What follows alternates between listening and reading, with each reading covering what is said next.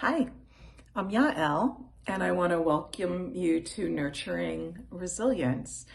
As I'm shooting this, we're just a couple of weeks before the spring equinox, and the feeling that a lot of us are having is of reemergence.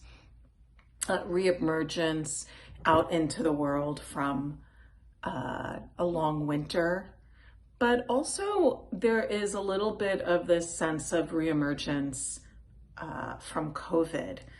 President Biden has committed to offering vaccines to all adults in the United States by the end of May. Might be a little bit ambitious given the state of our public healthcare system, but and the infrastructure that's available to it. But still, we're sort of almost like at the mouth of the cave, right? Like looking out where we've been.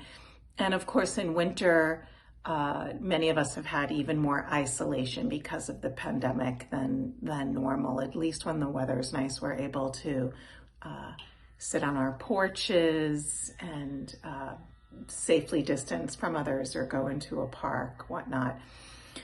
So this is still, it's not the end, but it might be the beginning of the end. And so when I thought about what would be helpful, I kind of always come back to this idea about body and our postures as also, there's a sort of bi-directional information superhighway, if you will, that works between our physical body and our mind and emotional state. And so posture is really important as part of that. And because, especially in the pandemic, so many of us have been attached to these things, right? To screens, to Zoom. We're really in a state of like constant Shlombasana, which makes us feel a little bit pessimistic, you know, and even some people, like, we're just always gazing down as opposed to ahead. Where we want to go is really this state where our heart is a little bit more uplifted and we can see forward. We know that it doesn't mean that change is immediate, but that we're preparing for this reemergence. And I want to say that it's going to take some time. A lot of us, myself included, because we haven't been around people as much. Like when I am around people, I know I feel socially awkward. Sometimes I find it exhausting. I was with a dear friend taking a chilly walk this week, and I found I love her, and I couldn't take more of her than the hour and 20-minute walk. I sort of made up an excuse and left because I felt like I was in sensory overload. It's just exhausting. Like, we're not used to processing being around each other. So we do have to prepare for this as well, for this reemergence. So for this practice, you are going to need a wall space. In this room, all I have is my door. So you're going to see me do some stuff against the door. And I know the camera angle isn't perfect. So I'm asking for your forgiveness, and I'm hoping that my verbal instruction will be enough. And the thing that you will also need for the most fun part of this sequence is a yoga strap. You can do everything else without a yoga strap, but a yoga strap will greatly, you'll see, I'm going to give you something that looks really silly, but that you can do while you're on Zoom calls. I'll explain a little bit more to help improve your posture in sort of a restorative way, an effortless way, once we have the strap attached. Okay, so the first thing that I want to invite you to do, and you won't need your strap for this, is I'm gonna just take off my jacket, and I'm gonna head to the wall or to my door. I'm gonna put my chair back here because we're gonna use it later. So we're gonna do mountain pose, and I guess I could come up front. I mean, mountain pose is essentially just standing, right, in place. But for this, because a lot of us are sort of in Shlombasana, or our head is sort of really forward, having the wall behind you is really helpful. And you're just gonna stand with everything by the wall, including your head. So you might find that there's, a very unattractive double chin forming as you press your head back. But we're also gonna think about, and again, I just wanna show you this, you're not really lifting everything up and the bum back, you're knitting in the ribs. And just depending on how it feels for you, you can also play with inhaling the arms up and exhaling them down. And by the way, this is something that you can do just on its own. They do say it's really good every hour to take a break. And so this might be your 1 minute yoga break. So we're just standing here by the wall or by a door. And again, you could also just be still, but we're really thinking about engaging through the whole back body into the wall. And then what we're going to do as a strengthener is chair against the wall, which maybe you practice in the gym, but we're going to do this a little bit different. We're in physical ed class. So rather than what's typically taught is to have your ankles directly underneath your feet, I actually want you to, you don't have to come down that far, but I want you to be able to see most of the top of your feet. So when I'm standing up, you can see I'm taking my feet maybe 3 feet away from the wall. And then I'm just coming down to the extent that feels good. And I could be up to 90 degrees, but I certainly don't have to. And I could feel in this pose, for example, the back of my head is not on the door. And so that's where my work also lies. And again, we're just gonna hold this. You could hold it for 30 seconds, for a minute. You could hold it for a little bit longer, whatever feels good. But first do make sure, because I also have knee issues. I want you to protect your knees. And in fact, this will also strengthen all the muscles of the lower thighs. And then also make sure your low back and the back of your head is up against the wall. So that's 2. And then we're going to either come to standing or seated. And what I want you to notice about my seated setup is I have some blocks there. And the reason for that is that I'm quite short, and we really want our knees to be at hip height or even a little bit higher. That will be the best for your low back. So if you're short like me, feel free to take a couple of yoga blocks. This is also going to help you just at your chair, at your desk. This is my setup for my desk. I'm going to sit towards the edge, so not by the back. And I'm just going to do a chest lift. And then I'm going to lower. Okay, I'm gonna turn just so you could see this. So this is something that comes from belly dancing, but many yoga teachers will say if you do something 500 times, eventually it will be natural. So this would be the Shlombasana posture. I'm just lifting up my chest and I'm lowering it.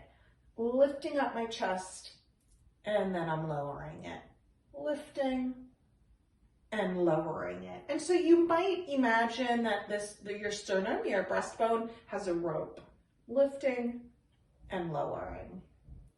Lifting and lowering. I'm not squeezing my shoulders back in order to lift, although as I'm lifting and lowering, there's 2 muscle groups that are being strengthened on both the front and the back of the body.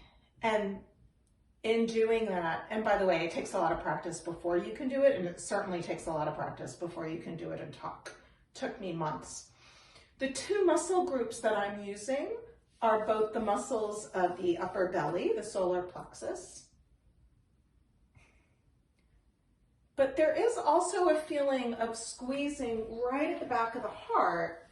And in doing this, I'm actually also strengthening all the muscles around the shoulder blades, the scapula, anterior serratus, for those of you that are anatomy geeks. So you could do this once or twice, or you could work your way up to 10 times, maybe do a few sets, or maybe just set your time for a minute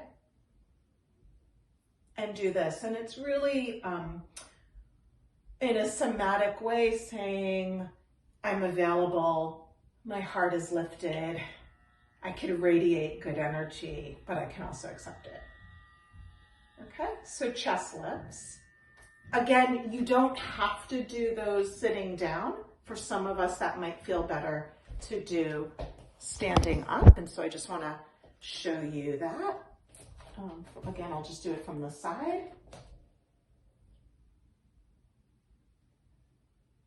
So you can see I'm not moving my shoulders. Okay, and then this next one, we have also a choice. You could do this against the wall. We're gonna do also something for serratus, for those muscles around the shoulder blades. And it is sometimes called serratus push-ups or lizard push-ups. You can do it from a plank position. You can do it against the wall if you want to. Maybe I'll show that to you first. And what it is I'm going to extend my arms all the way out, and then I'm gonna, without moving anything except for the shoulder blades, I'm gonna squeeze the shoulder blades, and then I'm going to try to take the shoulder blades apart. Side view, squeeze the shoulder blades, nothing else in my body is really moving. Take the shoulder blades apart, squeeze the shoulder blades, take the shoulder blades apart. This is an area where if you get a lot of upper back and neck pain, usually these muscles need to be strengthened. To do it against a wall, you would just lean towards the wall, squeeze the shoulder blades, press the shoulder blades away. So you're very slightly doming through the upper back. Squeeze the shoulder blades, moving the shoulder blades apart. And again, here, maybe you would start with doing just a few of these, and you would work your way up to maybe 3 sets of 10. You could also do that same movement in tabletop. Okay, and for those of us that are at risk for lymphedema, tabletop for you might have blocks underneath your elbows, especially if the lymphedema, if you've had breast cancer surgery and the lymphedema is in the arms. So I'm gonna just demonstrate. I'm squeezing my shoulder blades together and then I'm rolling them out. So I'm not doing cat and cow, right? This is cat and cow. My pelvis isn't moving. I'm keeping my belly tone, and really I'm just trying to access these little muscles. By the way, a wonderful thing to do if you've got a playground near you is to go to a monkey bar and just start playing, even with your feet on the ground. Take a low monkey bar and just get used to taking the arms overhead, and eventually just work your way up to hanging off of the monkey bar for about a minute. That's gonna do a lot of the same thing as these lizard push-ups or scapula push-ups. For those of you dudes who are much stronger, the full version, right, would be like this. So this is really those of us that have shoulder mobility issues. That one is going to be totally, totally awesome. Again, maybe just doing 3 sets of 10. Okay, now I would like to teach you how to do something that's called angel wings. And I don't recommend you do this when you have Zoom calls because it looks ridiculous. But it's, and you're gonna see why in a second. Okay, so I'm taking my yoga strap and I'm just gonna take the strap to about the level of the armpit. And I'm gonna make sure the straps are pretty even in front of me. Okay, and then with great dramatic flair, I'm just gonna throw the straps down, okay? And kind of, I'm gonna hold them again. They're not completely even, but that's fine. And so side view, I want this to be pretty tight.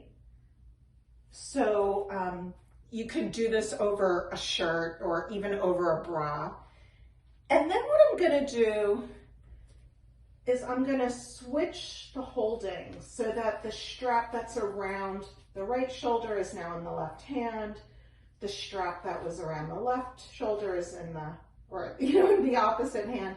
And you can see how this forms a cross back behind me, or an X shape. And then I'm gonna take the strap, and you might, like me, need to adjust it. And I'm gonna go ahead and strap it in. So, I don't know, is it appropriate to say it looks like my boobs are on a serving platter? Because that's what it always makes me feel. You want this to be pretty tight. And then, you know, if you wanted to, you could do your standing yoga poses, right? Whatever they are. But this, you could also just be at your computer and typing. But this angel wing is going to be a really helpful reminder for your body to not do Shlombasana. So I hope that that you've enjoyed this. You can, by the way, you could hang on to your angel wings for up to 2 hours a day. Let me know if you like this, if you have other requests for future episodes. Thanks so much for joining me today.